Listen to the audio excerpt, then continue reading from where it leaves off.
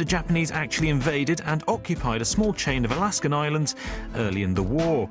Almost 10,000 Japanese troops were landed on the sparsely populated and almost undefended Aleutian Islands in June 1942. The battle to recapture the islands was hard fought but poorly planned by people who basically didn't have much of a clue what they were doing. The Americans took months to organise a ground operation, and the Japanese were poorly equipped for fighting in the cold winter.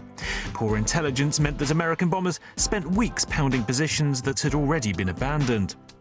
In May 1943, on Attu Island, the landing force found itself largely stranded because it didn't have enough landing craft, and when it finally got ashore, the vehicles wouldn't work on the icy ground. Meanwhile, in July 1943, faulty radar on board 2 battleships led to them firing over 500 huge 14-inch shells at what's now believed to be a flock of migrating birds.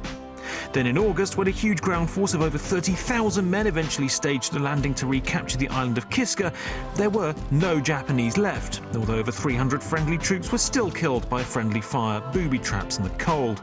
The Japanese had left weeks before, and no one had noticed. Next on the list is a story of one Royal Navy lieutenant, his converted fishing boats, and one of the most audacious and British rescue operations of the war. PQ-17 was a huge Arctic convoy transporting war materials from the west to the Russians on the Eastern Front in July 1942. A wrong belief by the Admiralty that it was about to be attacked by the German battleship Tirpitz led to it being ordered to scatter, where the ships made easy pickings for German submarines and bombers. 24 undefended merchant ships were sunk. But among the tragedy is the story of Leo Gradwell, commanding officer of the HMS Ayrshire, a tiny trawler converted to fight submarines and staffed with volunteer fishermen. Fleeing north, Lieutenant Gradwell convinced 3 ships to follow him, acting as their only protection.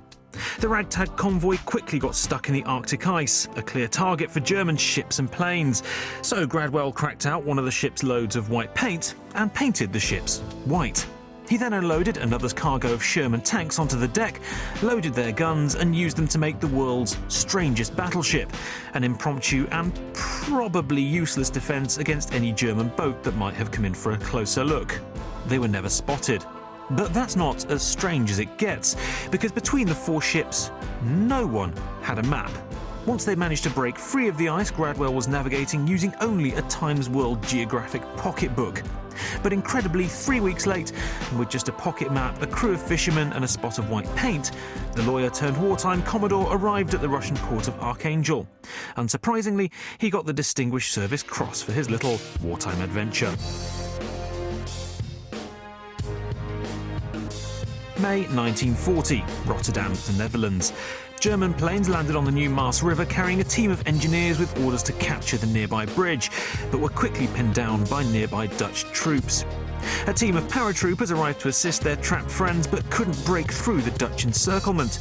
So the commander had an idea. He captured a load of streetcars, loaded his men into some of them with a couple more empty in front as bait in a battering ram, rang the bell and sent them hurtling through the Dutch lines to relieve the trapped engineers. Amazingly, the trams made it through, but once they were in, they couldn't actually get out again. Nevertheless, they managed to survive under heavy fire for 5 days, until the Netherlands as a whole surrendered. May 1940 once again, and with Denmark surrendered to the Germans, Britain decided it needed to do